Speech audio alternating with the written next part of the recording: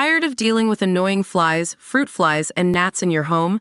The Zevo Flying Insect Trap is your ultimate solution. Don't wait.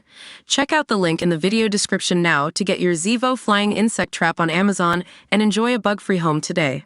What if the Aussie bloke behind Enhanced Games is right?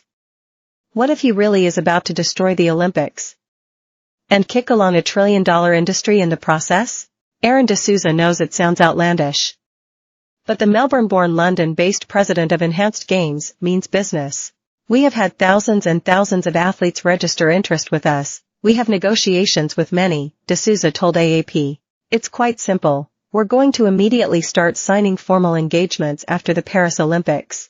More Australians could join swimmer James Magnussen in signing for the multi-sports competition for drug takers. They're not just performance-enhanced athletes. They're the shopfront of a new age industry with an age-old premise: the fountain of youth could be worth trillions. Athletes are promised world-best medical supervision. If they have a problem, so does a potential trillion-dollar industry. We have had thousands and thousands of athletes register interest with us. We have negotiations with many, D'Souza told AAP. It's quite simple. We're going to immediately start signing formal engagements after the Paris Olympics. More Australians could join swimmer James Magnussen in signing for the multi-sports competition for drug takers. They're not just performance-enhanced athletes. They're the shopfront of a new age industry with an age-old premise: the fountain of youth could be worth trillions. In D'Souza's vision, Enhanced Games is the vehicle to build superhumanity, Humans 2.0, to stop a stigma preventing wider use of medically supervised enhancements in society. Some investors liken Enhanced Games, and by extension the enhancement industry, to investing in AI in 2010. He reckons they're selling it short. It may sound a bit science fiction, D'Souza said.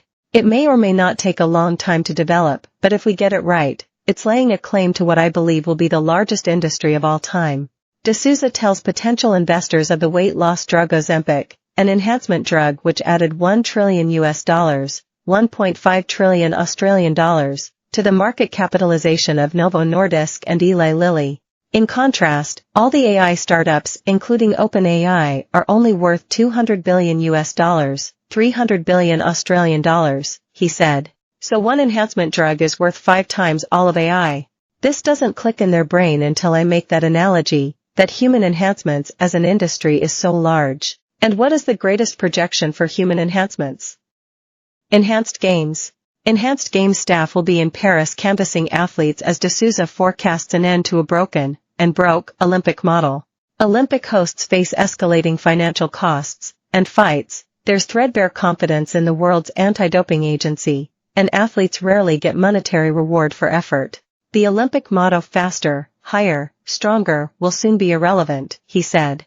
The reality is, the fastest people in the world won't be at the Olympic Games, they will be at the Enhanced Games, D'Souza said. Athletes and broadcasters too recognize that. Who's going to want to compete at the old slow Olympics? D'Souza said the medical and scientific benefit is missed by critics labeling Enhanced Games, slated for late next year, a sporting freak show. Specific medical regimes and athlete compensation will be detailed at an Apple-type launch likely later this year. Magnussen will then begin a year-long doping program in a bid to break the world 50-meter freestyle record and collect a $1 million (1.5 million Australian dollars) reward. D'Souza expects a compelling talent roster, though Magnussen is yet the only athlete in the world to publicly commit. The 33-year-old has remained fit since retiring in 2019. Is a former alpha male of the Australian swim team, media savvy, and a 4-time Olympic medalist. He fits the bill perfectly, D'Souza said.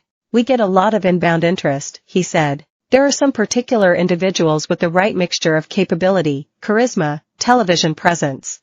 We think of our approach more like Formula One than like the Olympics.